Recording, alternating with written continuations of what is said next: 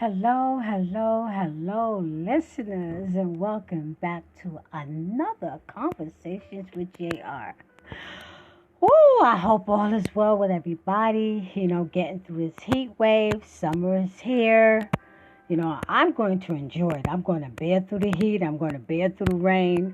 I like summer. I like the heat. I don't like cold. So let me get right down to today's tea. I'm making a comparison today, people, and I need you to listen to me and hear me out.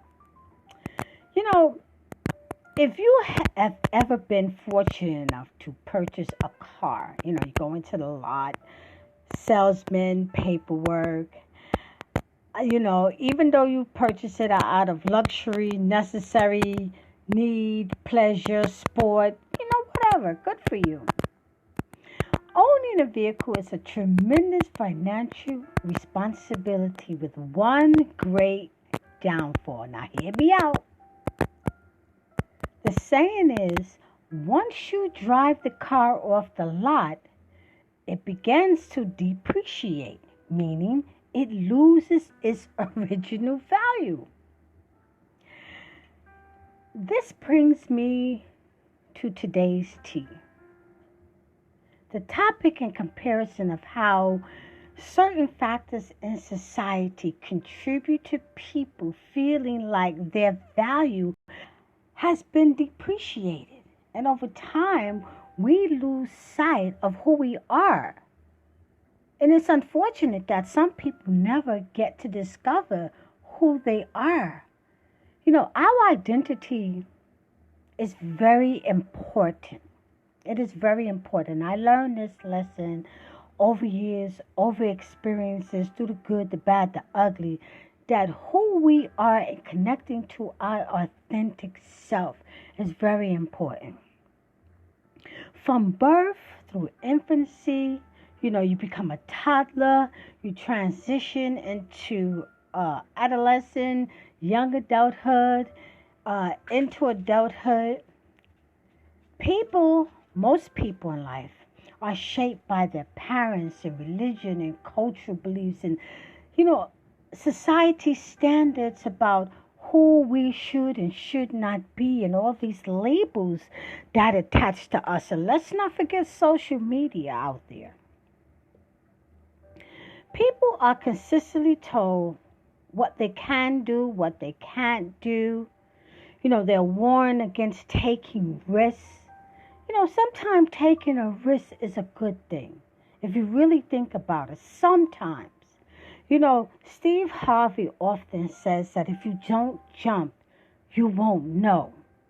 And some of us are bashed down by society from following our dreams. We're told who to love, who not to love, who's good, who's bad influence. People are groomed to think, mentally, we are groomed to think positive because no one can live a positive life with a negative mindset. Now, a lot of that might be true, but is that grooming a part of getting us not to think for ourselves?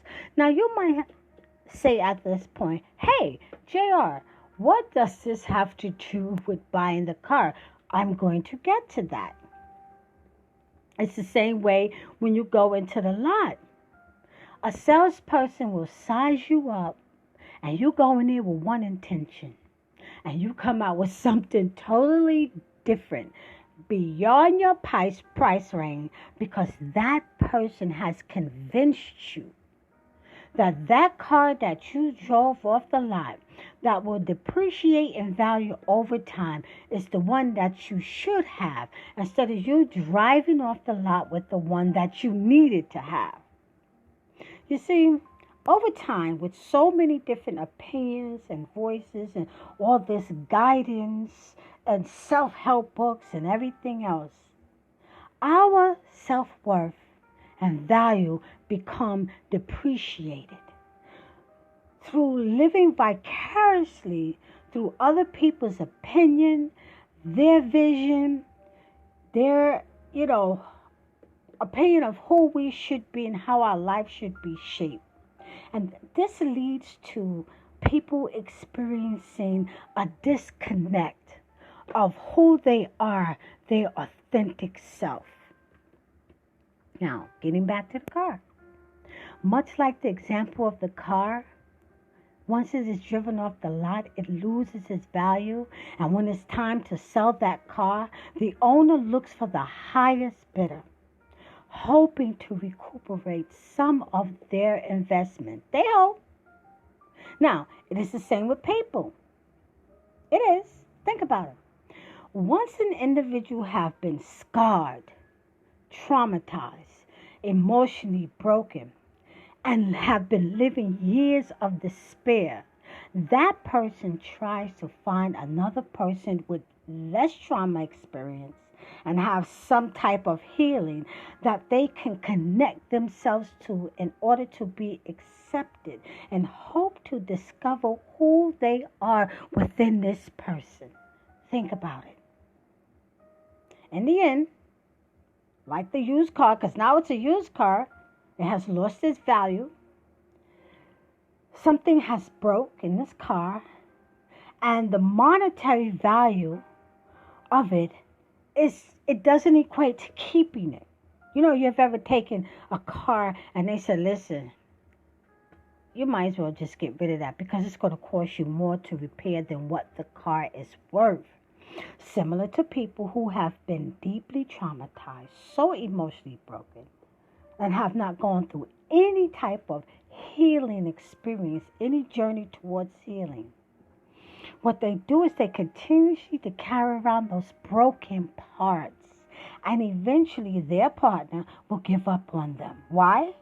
Because they cannot be fixed.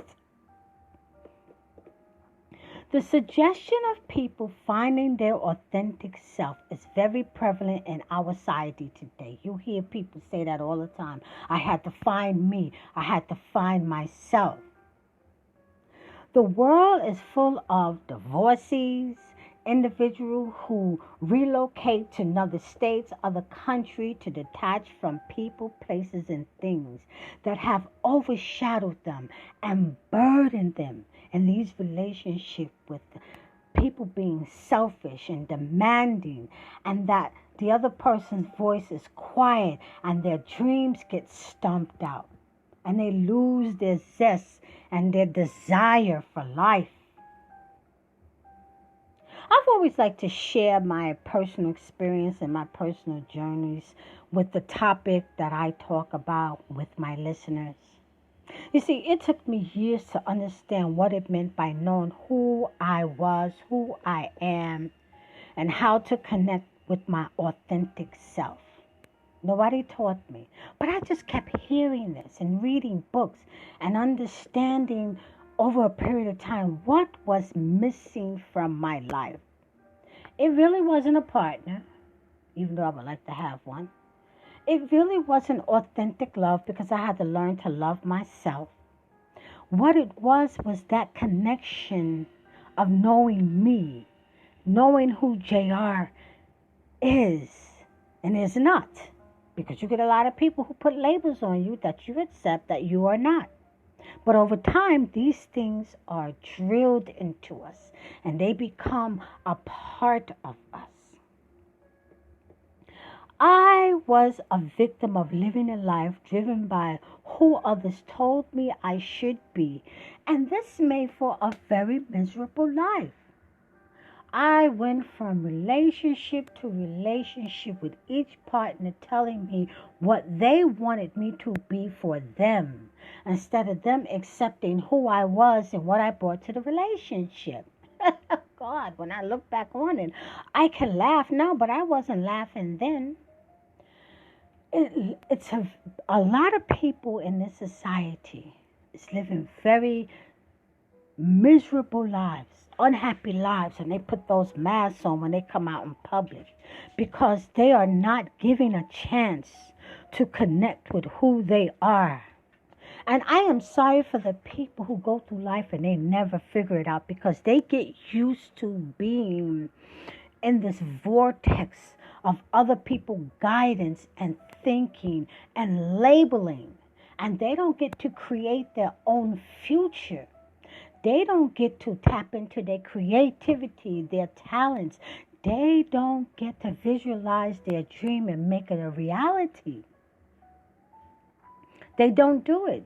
Just like that car. They just keep driving off with what people want from them, what people expect for them, how people say they should do things and not do things, that their dream is too extravagant for them to achieve.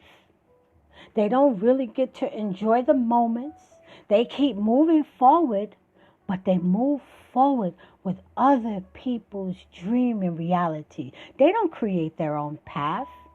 And like I said, it took me years. Oh my God, did it take me years. But I am so happy that I got an understanding and that all those brick walls that I kept running into, yep, they were hurt. But they kept knocking some clarity into me. Each one taught me a lesson. Each one gave me a chance and an opportunity to get to myself, get with myself, understand that I'm okay with my peace, understand that I'm okay the way that I am. But it really gave me a chance to spend some time with myself, to understand who I am. And there's a lot of things that I discovered that it scared me. It really scared me. But when I thought about it, it was, wow, that's true of me. That's really true of me. Wow, I didn't know that about myself. Wow, I'm comfortable with this. Wow, I'm comfortable with that. And no, I will not accept the labels that people put on me, that you're an angry black woman. Oh, you're what they call you, an angry black woman, or you're a high maintenance type of woman, and all those other kind of things that people label us and label other human beings. Oh, you're hard to get along with. Oh, you shouldn't be so picky. Oh, you should accept this. Oh, you can't change this. Oh, there's nothing that you can do about this and that. No. This is Conversations with you. I know I went in on that one, right? I just thought I would just jump on and just give you a little bit of that tea. Listen, I want you to be brave. I want you to be strong. But most of all, I want you to be you, your authentic self. And so until the next time, share this. Have a conversation with yourself. Have a conversation with somebody else. Be brave. Be you. Be your authentic self. Until the next time, I thank you for listening.